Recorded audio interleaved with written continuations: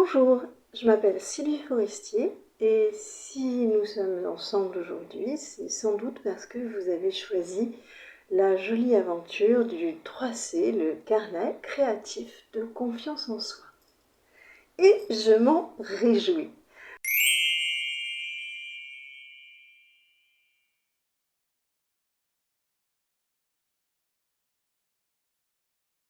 Le carnet créatif de confiance en soi, eh bien, qu'est-ce que c'est?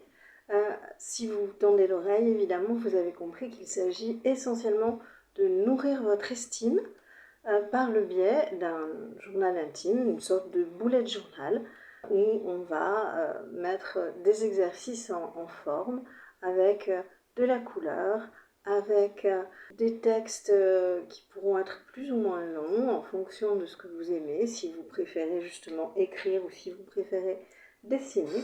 Tout dépendra de votre passion artistique. Certains vont y mettre beaucoup plus de photos, de collages, qu'importe. Tout se fait, tout est possible, la créativité a d'innombrables formes.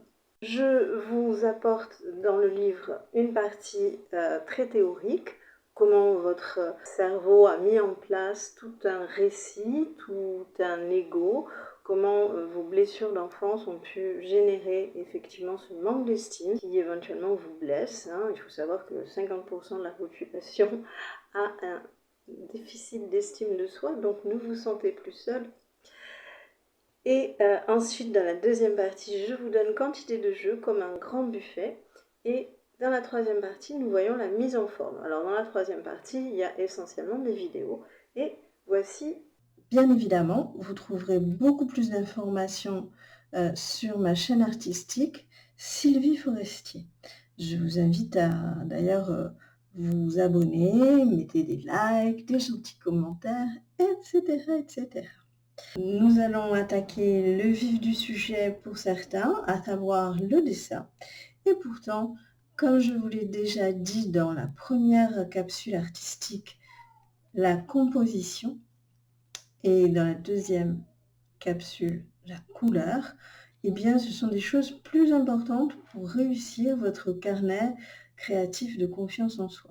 Ce sont des choses plus importantes dans le sens où vous allez travailler sur des créations.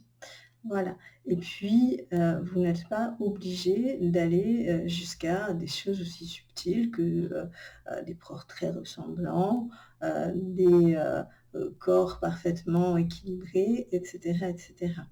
Ça n'est pas véritablement le propos de votre carnet créatif. Nous allons voir, grâce à la fiche technique sur le dessin, comment mettre en place des formes relativement simples.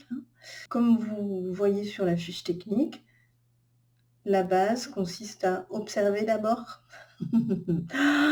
puis travailler très globalement. Généralement, quand nous travaillons le dessin, et surtout quand nous voulons travailler avec des choses précises, il est indispensable de s'appuyer sur un chevalet. En tous les cas, de mettre votre dessin et votre photo de référence à la verticale. Ça vous permet de vous appuyer sur les horizontales et les verticales pour regarder un petit peu les correspondances des différentes choses. On va voir ça tout de suite. Mais encore une fois, vous avez une super vidéo que j'ai faite il y a pas mal d'années. Le dessin, c'est pas sorcier, où là, on voit vraiment quelque chose de très très subtil et on le voit sur chevalet. Je vous propose une petite chose plus simple, dédiée à un exercice du carnet créatif de confiance en soi, qui s'appelle « Aujourd'hui, j'ai vu de si belles choses ». Voilà, donc c'est dans un esprit de gratitude et puis l'idée maîtresse, c'est tout de même de travailler sur votre regard sur le monde, sachant que quand on voit les beautés du monde, eh bien, c'est bon pour la santé, c'est bon pour le moral. Je dis ça, je dis rien. Alors, maintenant, vous avez l'image à l'écran de ce que j'ai l'intention de dessiner. Un petit oiseau, un petit papillon et une branche au milieu. Mais dans un premier temps, eh bien, je vais envisager la gestion de ma feuille. Voilà. Alors, donc, en haut, je vais positionner, puisque je sais que dans ce jeu de aujourd'hui, j'ai vu de si belles choses. J'ai un petit post-it, voilà, que je vais mettre ici. J'ai également une liste d'émotions que je vais caler en bas. Alors j'appuie un peu plus, voilà. Donc là, ça ne concernera que un seul élément de la liste, hein, parce que sur la liste quotidiennement, on cherche 5 choses qui sont belles, ce qui n'est pas difficile à trouver dans le monde. Là, les émotions relatives à un seul élément, et les souvenirs éventuellement, et ce qu'on va peut-être mettre en place comme acte pour retrouver ce type de plaisir. Voilà. Et donc ici, sur ma droite, je mettrai quelque chose d'un peu plus long et qui peut être un descriptif important, un descriptif concernant la beauté, disons, la belle chose que j'ai remarquée aujourd'hui. Alors, vous pouvez mettre quelque chose comme un poème ou quelque chose comme ça, mais en fait, moi, j'ai prévu de coller 3 éléments. Voilà, 3 papiers avec du texte dessus. Voyez, donc il ne reste pas grand-chose au centre pour positionner mon sujet. Voilà, donc voilà la photo, hein, qui ne correspond pas du tout à la taille que je vais avoir. Donc il va falloir réduire. Et donc on va patater. Oui, patater, exactement. Alors, nous allons patater. Alors, donc mon petit oiseau, eh bien, je vais le poser grosso modo. Hein, patater, c'est-à-dire que justement, on va poser grosso modo. D'accord? Voilà. Là, ça va être la branche. Je vois qu'elle est à peu près horizontale. Et là, j'ai une autre branche. Hop! Et c'est tout simple. Voilà. Donc, mon petit oiseau, je laisse du vide. N'oubliez pas que vous avez 3 zones qui vont être quand même assez chargées puisqu'il va y avoir de l'écriture. Et ici, eh bien, au lieu d'avoir mon oiseau sur ma branche, je vais avoir mon oiseau plutôt en vol. Voilà. Et ça me crée des vides, vous voyez, par rapport à la notion de composition, qui sont plus sympas. Voilà. Alors, donc, en fait, si je reviens par exemple sur mon oiseau, eh bien, je vois que le ventre n'est pas horizontal, hein, il monte un petit peu. Voilà. Ensuite, eh bien, ce que je vois, c'est que la partie blanche est beaucoup plus petite par rapport à la partie orange. Donc, on passe son temps à vérifier les choses, hein, en comparant deux masses entre elles, voisines et plus ou moins équivalentes. Donc, par exemple, ici, je marque le repère de ma tache orange. D'accord? Je remarque qu'elle est plutôt horizontale, cette tache orange. Et petit à petit, je vais faire un nettoyage. C'est-à-dire qu'au début, je me suis contentée de faire quelque chose de très basique. Hein. Voilà. Alors, ce qui peut être intéressant pour moi, ça peut être aussi de vérifier, par exemple, la taille de la masse ici, orange, par rapport à la taille de la masse derrière. Et je me dis, bon, ça fait à peu près 2/3, 1/3. Il faut se parler très simplement. Hein. Donc 2/3, 1/3, ou ça plus grand que ça, ou ça égale ça. Ce sont des paroles qu'on comprend. Voilà. Alors, ensuite, eh bien, ce qui est intéressant, c'est de regarder. Ici, je peux mettre une horizontale et je vois que la queue dépasse un tout petit peu par rapport au ventre. Voilà. Hein. Ensuite, ce que je peux avoir aussi, c'est poser une verticale au niveau de la patte et qui va correspondre, par exemple, ici et là, c'est quasiment la moitié. C'est un petit peu plus grand ici et un petit peu plus petit là. D'accord? Mais ça peut m'aider à positionner mon oiseau en équilibre. Et ça, c'est très, très, très important. Quand je vous ai dit qu'il était capital de travailler quand même sur un chevalet, vous voyez pourquoi. D'abord, vous voyez par exemple comment mettre en évidence un élément par rapport à un autre. Ici, le ventre par rapport à la queue. D'accord? Donc, pour moi, ça peut être très utile. J'ai le ventre.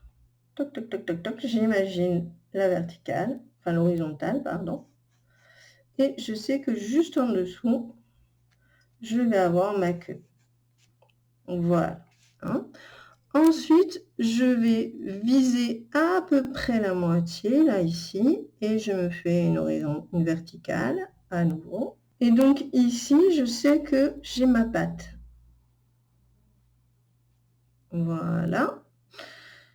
Ensuite, eh bien, je peux comparer plusieurs choses entre elles. Par exemple, je peux comparer le vide entre la queue et l'autre patte, le vide entre les deux pattes. Et je vois que c'est à peu près équivalent.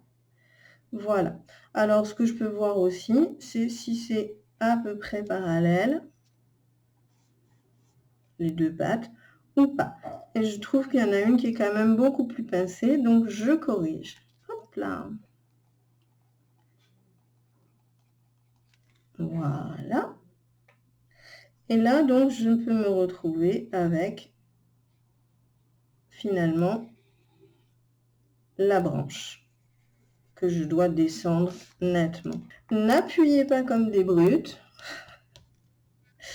sans quoi vous allez avoir des soucis sur le papier, surtout si votre papier est un papier fragile, un papier qui ferait par exemple du 180 grammes ou 120 grammes, ce serait bien pire, mais je vous ai déconseillé jusqu'à présent de prendre du 120 grammes. Voilà. Alors, nous avons notre petit oiseau, la queue est à peu près en place. Hop, hop, hop, hop, hop. J'ai juste une petite pointe qui dépasse, comme sur la photo. Les pattes sont à peu près justes. Alors, ce qui est très utile avec les verticales et les horizontales, c'est qu'on peut visualiser les pentes. Alors, par exemple, là, grâce à mon horizontale, je vois bien que je suis assez juste quant à la pente. Voilà. Ensuite, eh bien, je peux également voir si mon dos a une pente qui correspond à une bonne ouverture, vous voyez, par rapport à la verticale ici. Est-ce que ça n'est pas trop pentu, pas trop peu? Donc, je vois que ça correspond à mes yeux, hein, voilà. J'en profite pour détailler un peu. Et puis ensuite, eh bien, je peux continuer avec ce système horizontal-vertical, par exemple, en me mettant une horizontale ici, qui va donc correspondre à une horizontale là, au-dessus de la tête. Voilà. Et cette horizontale, eh bien, je vais tout de suite voir la forme du crâne. Voilà, du petit oiseau. Alors, par ailleurs, eh bien, j'ai mon arrondi ici. OK? Donc, je regarde bien cette largeur par rapport à celle-là. Elle me paraît bien. Celle-ci par rapport à celle-ci me paraît bien également. Donc, peut-être je peux remonter la tête ici. Voilà. Et ce qui va être intéressant pour moi, c'est de remettre ici, par exemple, imaginons à nouveau, une verticale sur la pointe du ventre, enfin le maximum ici, là. Et vous voyez, par exemple, en plus, ça correspond à l'œil, donc c'est parfait. Pour moi, ce sera très utile. Voilà. Et là encore, je m'inscris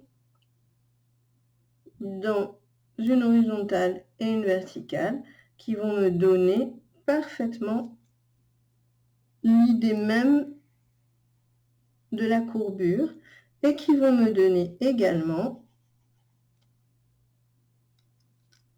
la position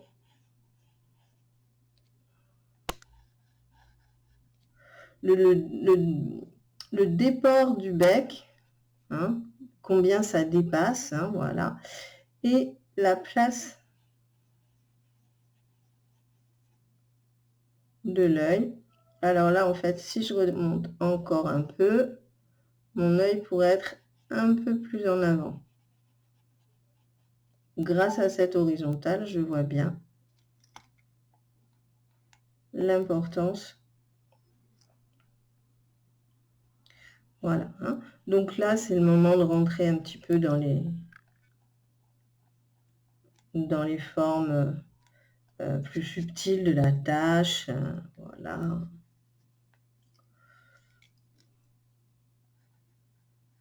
Le bec, est-ce qu'il est très triangulaire? Est-ce qu'il est très en courbe ou pas? Voilà, hein, il suffit simplement de se poser la question pour y répondre. Posez-vous des questions simples et vous répondrez simplement. Sur les mêmes bases, à savoir on compare toujours deux choses côte à côte, nous allons faire quelque chose de plus précis. Et pour ça, je vous propose de poser autour du papillon un cadre. Alors, vous devez respecter ce cadre, vous devez respecter le rapport hauteur-largeur. Par contre, ça vous permet aussi de changer d'échelle, c'est-à-dire si vous voulez faire un papillon plus petit ou un papillon plus grand, c'est possible. Mais le rapport hauteur-largeur du rectangle doit être juste. Donc, vous voyez qu'il y a les médianes aussi qui sont marquées sur la photo et que je suggère avec juste des petits points sur mon cadre papier. Voilà, et là, je vais commencer à mettre des points de repère pour les ailes, pour la tête. Et à chaque fois, je me dis, tiens, cette tête, par exemple, du papillon, est-ce que je suis à la moitié enfin au quart de mon... Là, je vois bien que la queue va presque à côté de la moitié. Pareil pour l'aile, juste au-dessus de la moitié. Je cherche à chaque fois les maxima, hein, c'est-à-dire l'endroit le plus haut, l'endroit le plus bas, le plus à droite, le plus à gauche.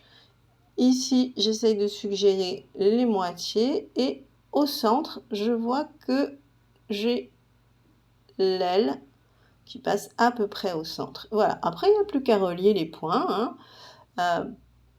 Et toujours se demander si, par exemple, la partie haute, le vide, est plus important que la partie basse, des choses comme ça. Hein.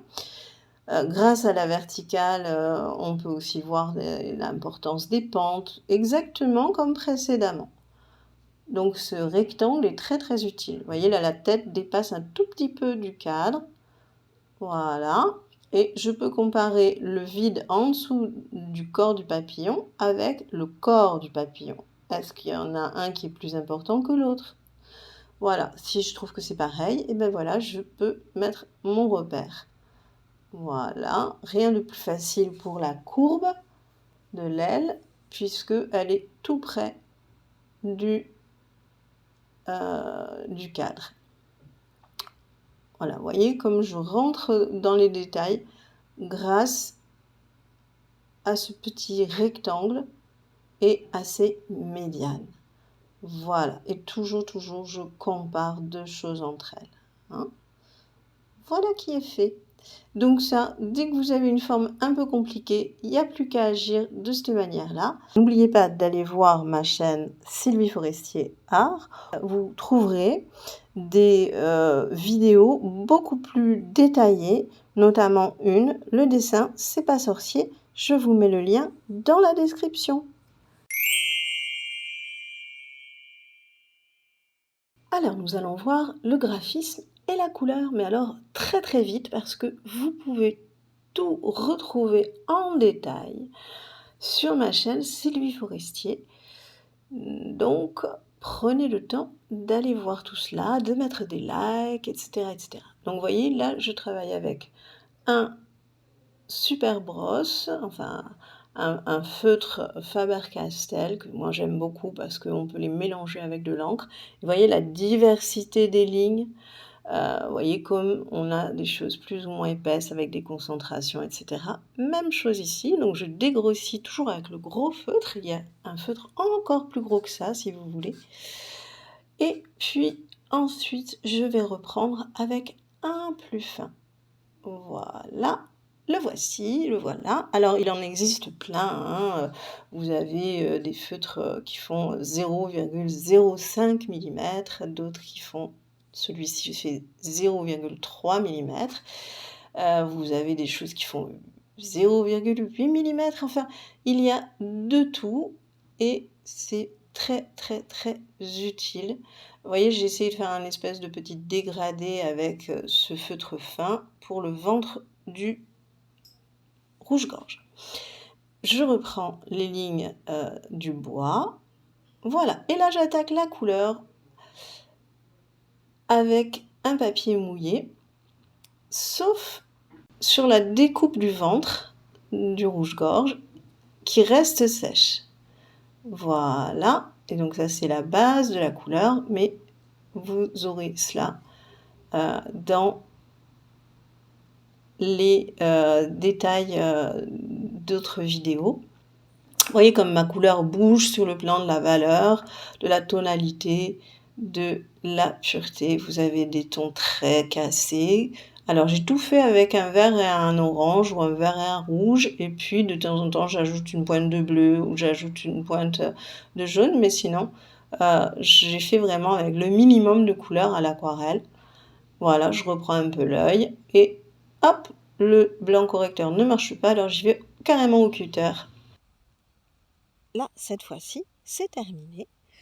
Je vous souhaite de très très belles réalisations avec votre carnet 3C.